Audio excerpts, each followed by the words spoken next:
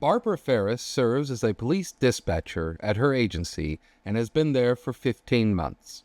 Barbara, unlike many people in the industry, entered the law enforcement career later in life. This has provided certain challenges and opportunities that a younger entrant into the profession would not have. We have asked Barbara on to discuss how these challenges have impacted her and how she overcame them. This is Lifeline.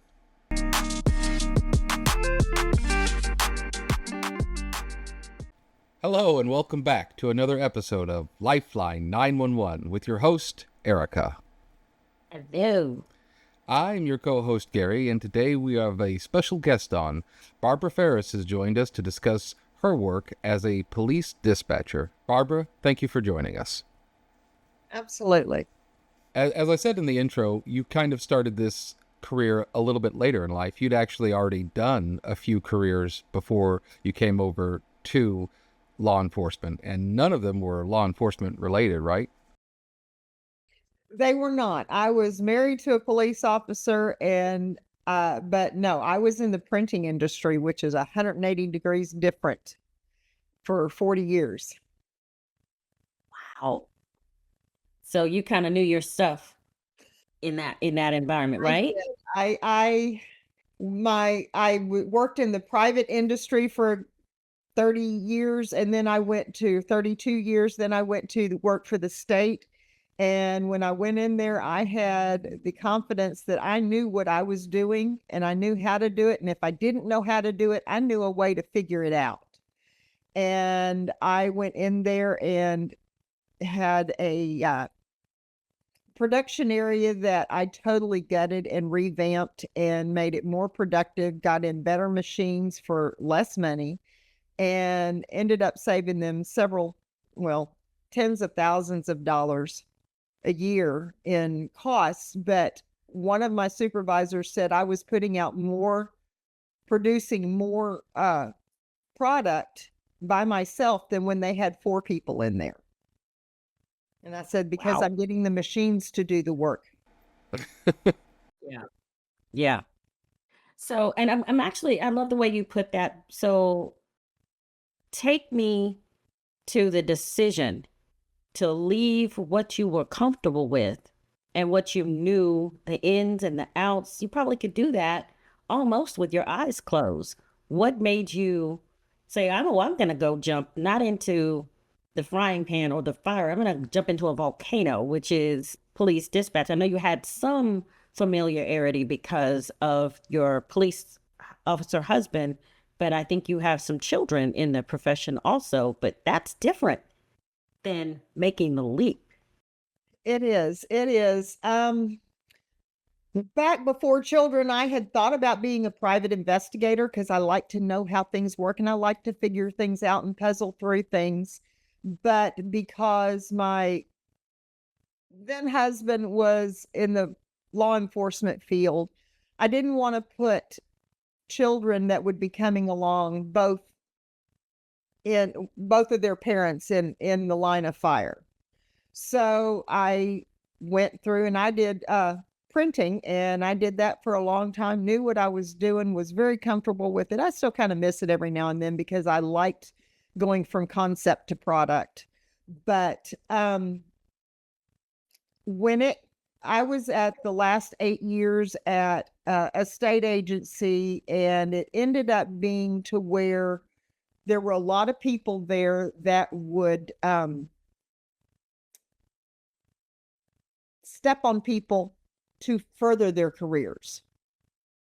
And so it just got to be cutthroat, and it was just making me physically ill to go to work some days because I just did not like that environment. I didn't operate that way, and I just wanted to go in, do my job, and go home.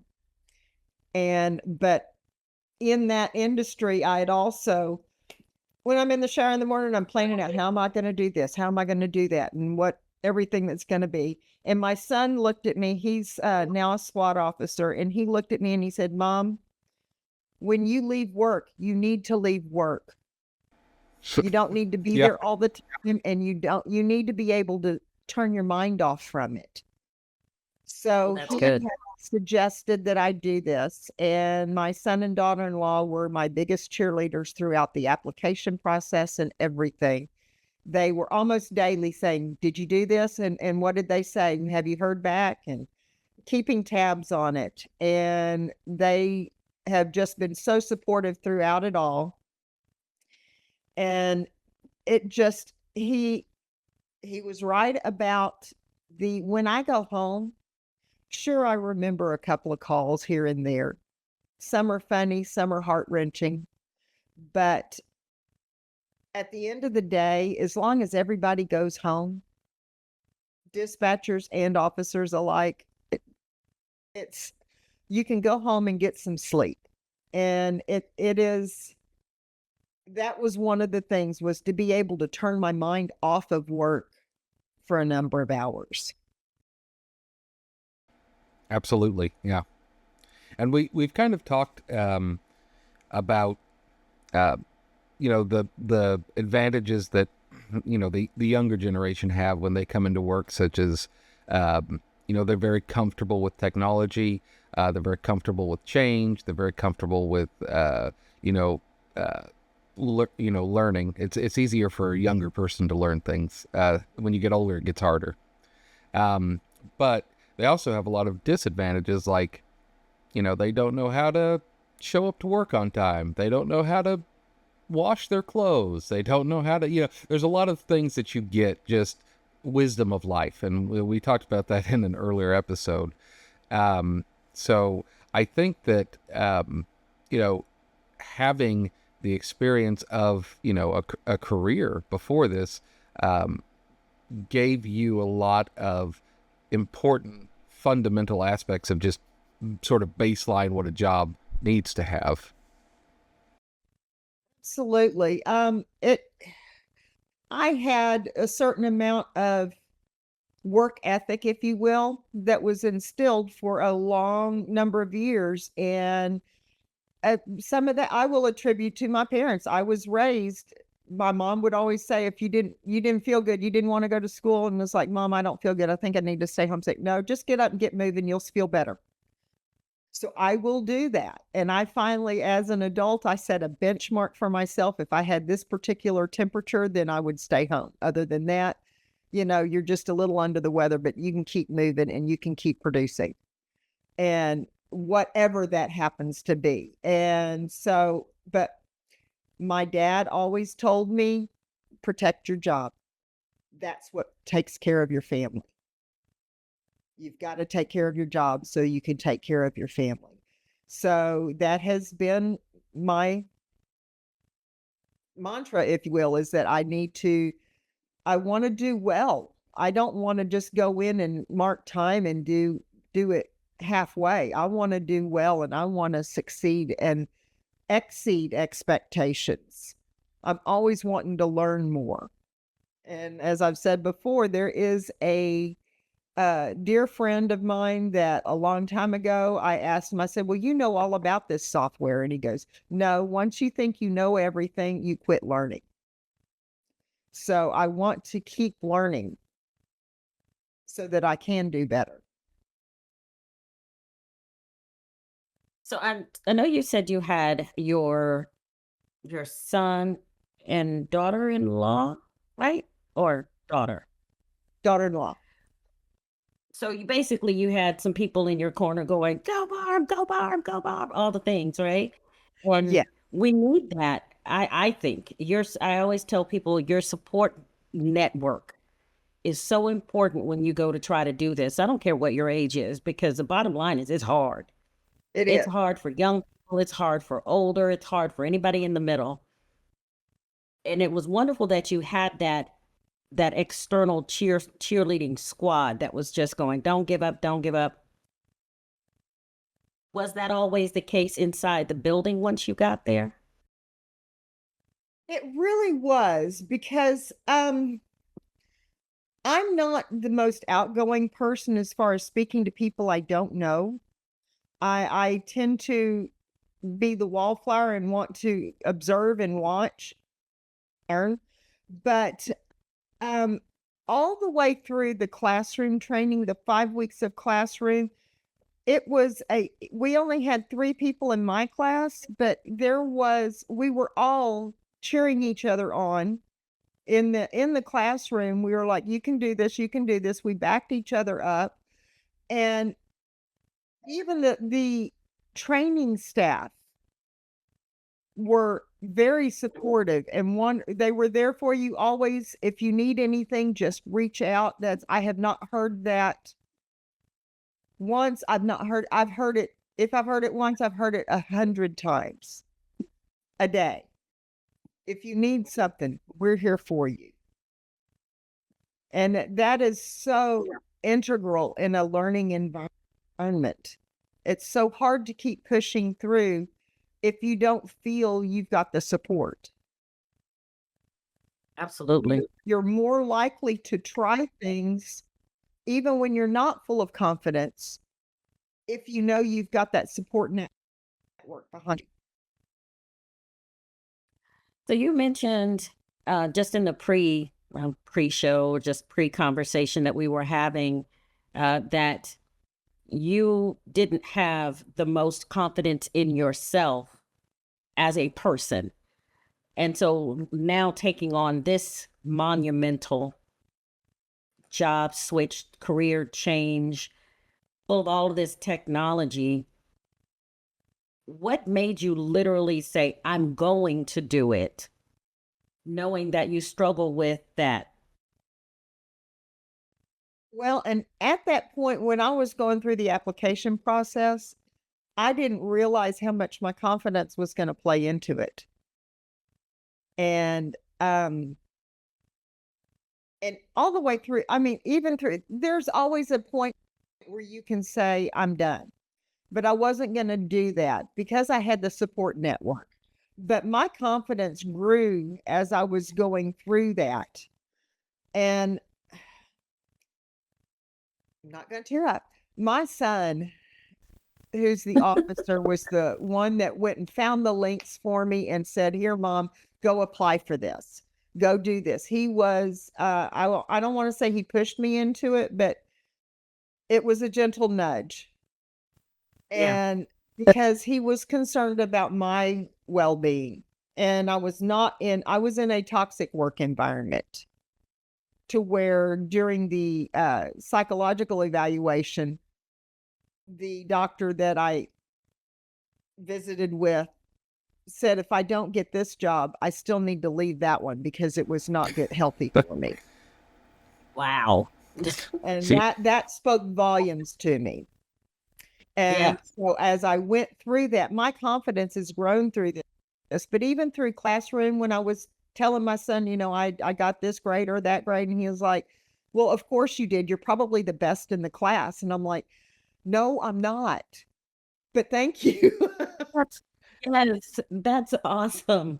That is awesome. That makes me, I don't know why I won't say his name, of course, but I remember needing to reach you at some point, and I think I went into the folder to find the phone number, and I texted one of the sons Uh-huh. and was like, "Oh, hi, Barb." Blah, blah, blah, blah. He's like, "No, you need my mom." And I could just imagine, because I think I met him too. I can just imagine him being, no, you're probably the best in the class. From just that brief interaction, I can almost see that because he was standing right there in all of his officer nests when I met him, standing watch over his mom. I absolutely love that. I love that. Yeah, he's a pretty fierce protector. I can, yeah. Don't meet in a dark alley type situation. I'm good. And I will say both of my sons are that way. They are, and they're this way towards me. I would rather them be more, don't want to get too far off track, but I'd rather them be kinder and gentler to other people than to me, rather than the reverse. And so I'll take it, but they Both are like, "Whoa." they fought like with each other growing up, like cats and dogs, but they had the unbeatable front. You don't ever take on their brother. to Yeah. where they even got matching tattoos on their sides that says in Latin, "I am my brother's keeper." Oh, I can't. I'm too chicken for that. Nope, I can't do the Same. I can't stand a I can't stand a vaccination, let alone you want me to let you poke you how many no, that's not gonna happen. Go ahead, Gary, you have something's on your head? Well, so yeah, so your son sent you the links to apply for the job. Was how did you put it? Gently nudging you into the career, and you go through the psychological exams and you get hired on. How did you feel kind of that first day in classroom when you first walk into the building? You're like, I am no longer an expert in the job that I'm doing. I'm no longer the person that can do the work of four people. I can do the work of one-fourth of a person. Like how did that feel to you after so many years of being that knowledgeable subject matter expert? Well, I had an additional challenge walking into the building. I wasn't paying that close of attention my very first day to walk into the building, and I tripped over the gardening thing, and I just did a face plant right out in front, and my first thought was, "Oh my gosh, I hope nobody saw that," while I'm gathering my stuff, and then I thought, "No, there's cameras everywhere," and 3 officers come running out, "Oh my gosh, can I help you? Can I help you?" And so, it was not the most graceful entrance, but I picked it up and I kept on going and I'm still going. So that's kind of a metaphor to you just dust yourself off and keep on going. And that's what I do. And I just try to take in everything that I can. And for me, I feel like my head's going to explode and I'm in sensory overload when all that information is coming in. So I try to write things down because I feel like I'm emptying my head onto the paper that I can check later so that there's room to hear more. And that's just my learning process. But and everybody is different. Um another guy in the class would type everything into a note page on the computer, which shows the difference in age. He was a good 20 years younger than me. But it was I wanted to get in there and learn more. I have a hunger to learn. I want to learn more, and I know that I'll never know it all, but I feel like I can do a better job if I learn more. And that's my goal, is to do a better job so that everybody goes home at the end of the shift. Yeah. I know we talked a little bit and you've been so positive and all of that, but I'm gonna be the I'm gonna be the anchor here. I get it. Support network, cheerleader, son and daughter-in-law, and the training team in the classroom, and y'all all sat around and sang kumbaya in the classroom after you learn how to run this, that, or the other. But we know, if we're being honest, there can be a bias, if you will, against someone coming into the profession at a later stage in life after having raised kids and probably has grandkids and depending on their age, because we have had people up into their late 70s come through. And you, to my recollection, correct me if I'm wrong, Gary, I think you are the oldest person, and I will not say your age, to pass our process, not just to get in the door, but to be released from training to work on your own. Was everybody as supportive as the cheerleader section you had, or did you encounter the biases that people have? I know I've seen it. Um, I have seen it. I've seen more since I've been out of training. Um, Really? and I think maybe not that it wasn't there before. I think I was just so focused on trying to get through the training that I didn't pay much attention to it.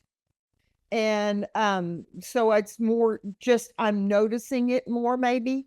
But for the most part, and I would say that was more shortly after.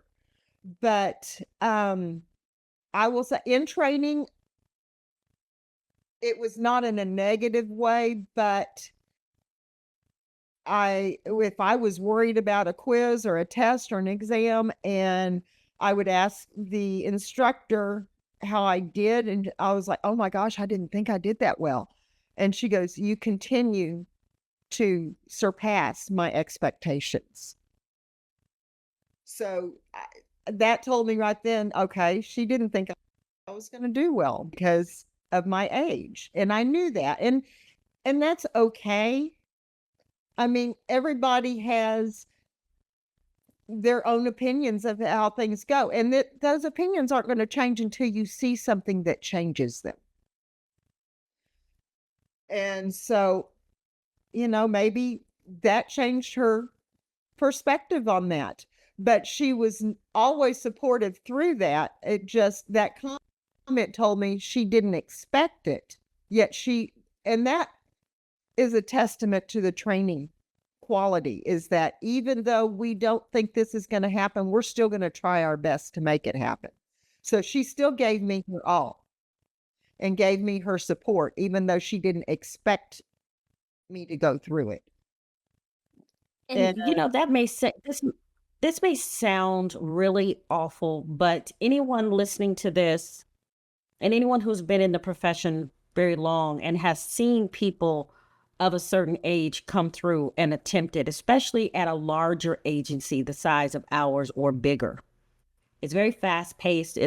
And we've seen many in my career, 20 plus years, I've seen many come through and attempt it. And the training hasn't changed that much. You know what I mean? Bones of the training hasn't changed that much. And before my eyes, I see only one who has been of that certain age and on the later spectrum that has succeeded. So I don't think it was a you.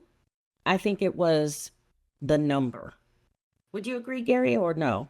Yeah, I mean, I think that we have seen a lot of people that have tried, and not only younger people, older people, and all in between. It's a tough job to learn and to do, and it's complicated. It's emotionally stressful. So there's a whole lot of factors working against you, and a lot of times, if people are uncomfortable with technology and computers, or not saying that you were, but like generally that's kind of the perception, that really can be a really big hindrance to just kind of learning and adapting and being dynamic in an environment, because it's harder to pick up new things. Like when you're a kid, your brain is like a sponge, just soaks up everything. And then when you get older, your brain matures and develops, and it's more set in its ways, maybe would be a way to put that. It's not as easy to pick up a new skill. You develop certain traits and certain patterns and how you're going to do things and how you learn and how you portray things. You develop habits. And in this particular job, habits can be good, but there's always changes. There's always changes to SOPs. There's always changes there are as many different kinds of calls as there are DNA. And that's all it is. Everything changes. You have to be adaptable to it. You can't be so rigid and stuck in your ways. And as technology changes, as SOP changes, you have to adapt with that. And so you have to be open to that. And that is an individual thing. I'll say, like I said before, we had 3 people in my class. One was 10 years younger than me. One was 20 years younger than me. And I'm the only one that completed the train out of that class. It's not on my back. What that is, it's not for everybody. But it is, anybody can do it. It's you have to decide if it's for you. If you want to do it, do it. You can. Don't let any age or anything else, any other encumbrances, whether it be uh, learning challenges or anything like that, they don't have to stop you if you've got the determination and the will to do it. And one of the things they asked at the beginning of the training class when we were in classroom was, why do you want to do this? And I was like, I wanted to do something to help people. And I've always been asked, well, if you won the lottery, would you quit your job? And I said, I would probably quit my job that I have now. But, and not now, this was like years and years ago, not this job, but I would probably quit my job to do something to where I could go work somewhere or volunteer somewhere to help people. So that was always my goal, is I wanted to do something to help people. And this way I can do that. Erica, I want you to know that if I win the lottery, I'm out. I'm gone. So Not to mention, you know, I can't make any promises either. I'm sorry, Barb. We might just like deuces. I don't know. I can't make any promises about hanging around. Matter of fact, one of the other supervisors said, if I won a lot of Mega Millions, I'm gonna need somebody to relieve me at 11 o'clock. She was like, the drawing happens at whatever time. If my numbers hit, she's like, I'm not even staying. I'm out. So we can't make, that's noble of you. And I don't know that Gary and I are that noble. You mentioned when we were visiting before, we talked about your determination and all the things and the support network that you had and the training team. You mentioned something that I just think is so important for anybody who's training anybody in anything, but especially this profession, about the way that your CTOs were with you. Do you remember what you said about them? Yes, I feel like I had the 4 best CTOs, but that comes from the training supervisors that align you with a trainer that works with you. And they select what trainers you're going to be with, and they match them up very well. And the trainers I had were perfect for the different phases that I went through, but we each had a little sit down at the beginning of our time together and discuss things, and they adapted their training. We worked a few days together first, and then we had to sit down. They adapted their training styles to my learning style, which is great. We were one-on-one, so that makes that allowable. It makes it easier to do that. But they were willing to adapt how they taught and how they trained to how I learned so that I could be more successful. Because if I'm more successful, then that makes them more successful and the group as a whole. And we are better able to support the officers that are out on the street if we all are working together. And even after that, after I completed the training, they're still doing that. And I had, as I mentioned before, I had one trainer that noticed that my confidence was lacking. And she kept saying, you're doing a good job. You're doing a good job. Well, sometimes you think that's just somebody trying to pump you up so you'll do better. And because of my lack of self-esteem and confidence, I didn't have rose-colored glasses on. They were pretty brown because I was just seeing that I was doing things wrong. I only noticed what I was doing wrong. I didn't notice what I was doing right.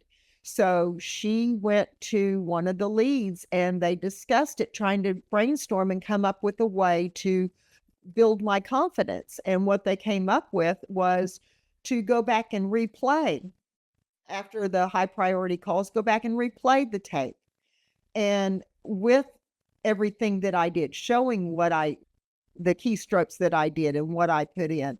And she said, This is what you heard. This is what you did. That was right. This is what you heard. This is what you did. That was right. She had pointed out to me how much I did right, and I did almost everything right. There were only a few things that could have been done better.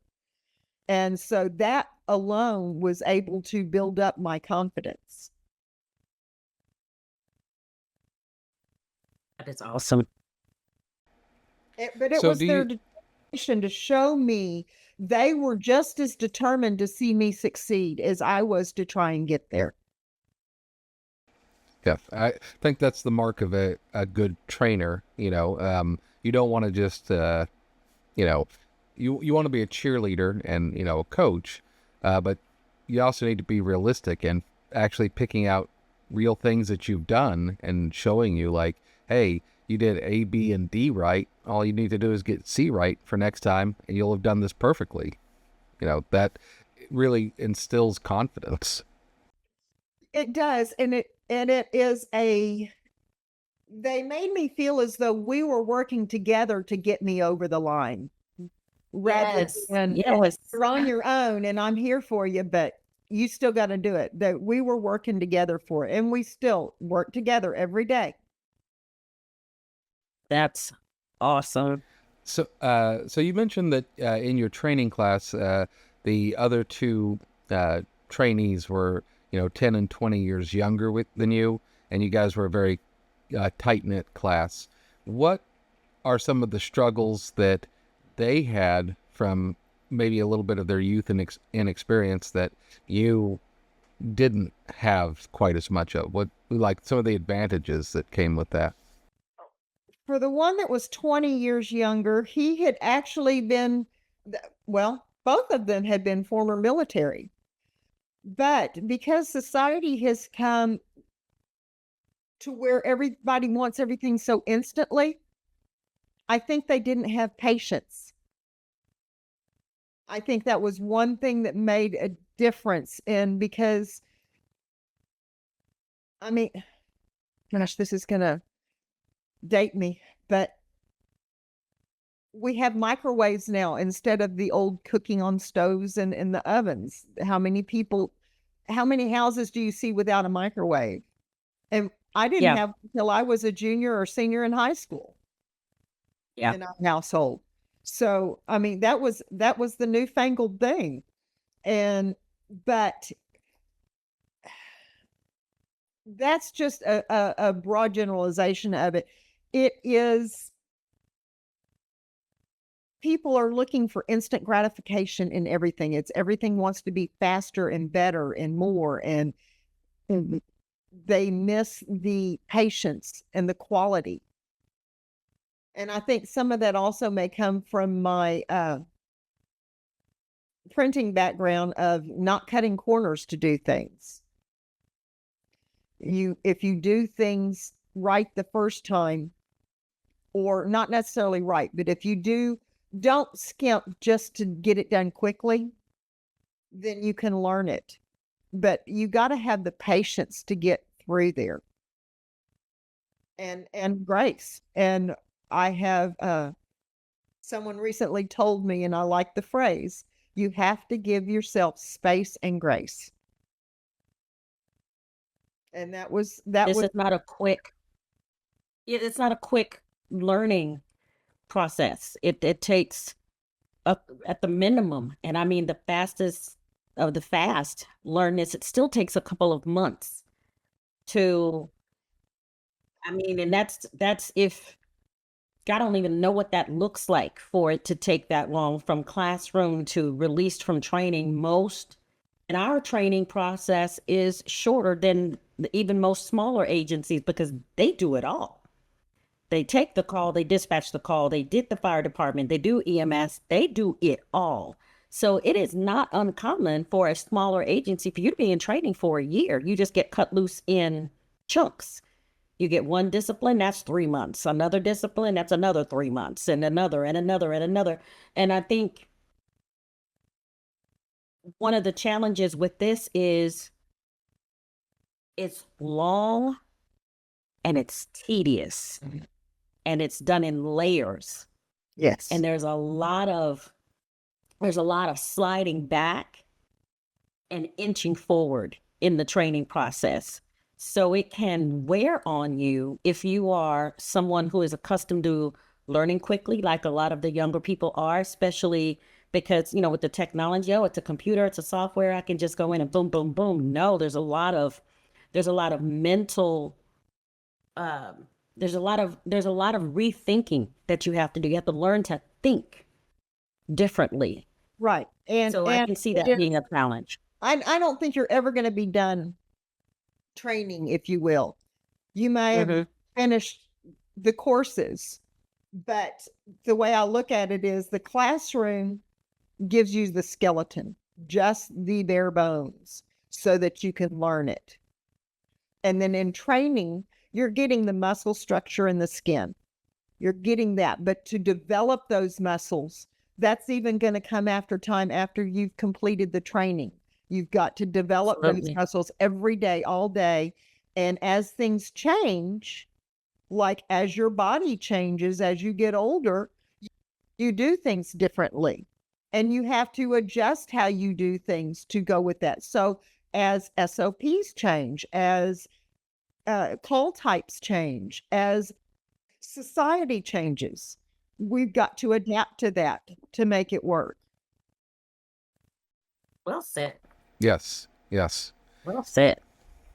Um, do you think there was any point in your training? Usually it's in our training phase 3, which is the penultimate phase. It's the hard phase where you kind of put everything together. A lot of trainees feel a backslide and almost like they hit what we call like a wall. Was there any point in your training where you were like, I don't know if I'm going to make this? And how did you kind of come out of that?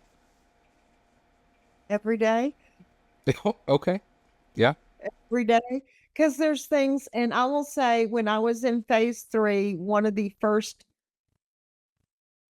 hot shots I had was a suicide, attempted suicide. And when the call came in,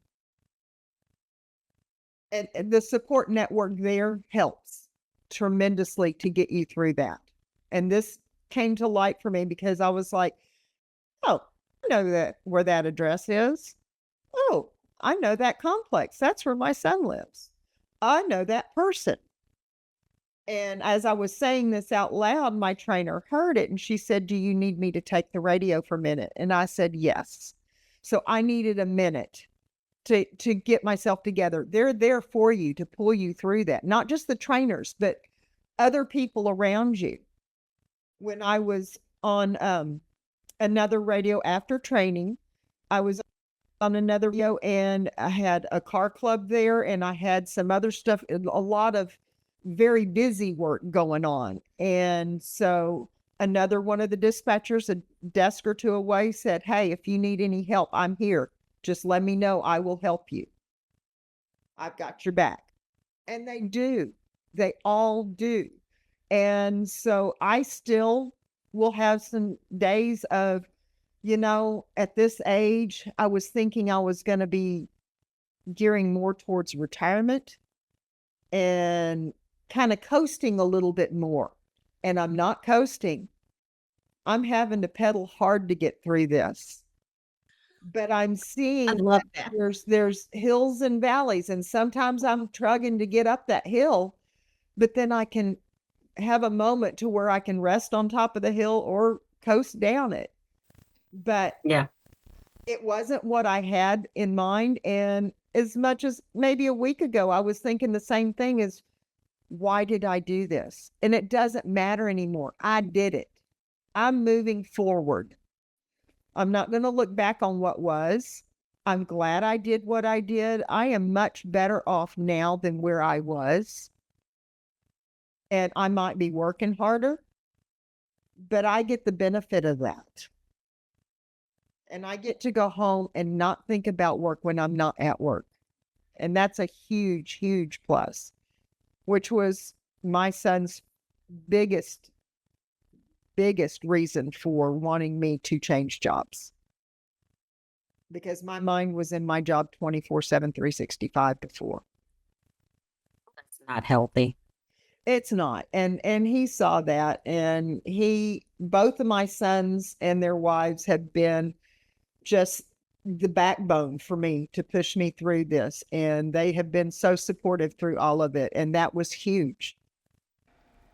I Awesome. I have to say that's kind of an amazing thing, because one of the biggest issues that I have to talk with people about is how they have so much trouble separating their work and their home life, and there's all the frustration that comes from that, whether they go home and they think about a call, or they're at work and they're thinking about something at home.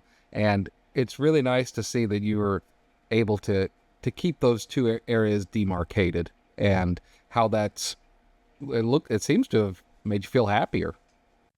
Absolutely. And it may be because when I was in the printing industry, I could take home work with me. I could, if something needed to be finished, I could take some stuff home and work on it at home. You can't take dispatching home. And so you don't True. have that option. Yes, you're going to have calls with you, but you're not doing the work.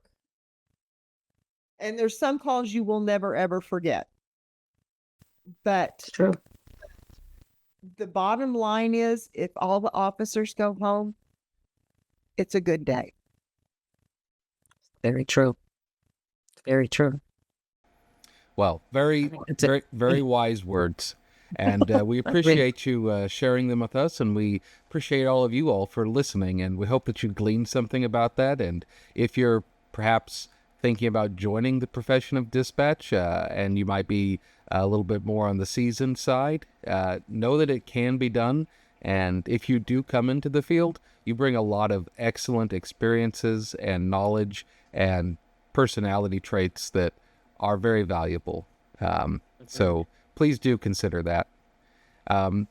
Barbara, we very much appreciate you joining us today and sharing your story. It was wonderful to have you on. Thank you so much. Absolutely. Thank you for having me. It was our pleasure. And if we hope that watching this was your pleasure as well. If you enjoyed the show, please be sure to like and subscribe, or leave a comment down below. And you can always email us at lifeline911podcast@gmail.com. From all of us at Lifeline 911, I'm Gary. I'm Erica. And we will see you next week. Thank you for watching our production of Lifeline 911. If you have any questions about today's topic or topics you'd like us to cover in the future, please reach out to us at lifeline911podcast@gmail.com. This has been a production of Lifeline 911 Podcast, copyright 2025. From all of us at Lifeline, stay safe out there. And until next time, this is Lifeline 911 signing off.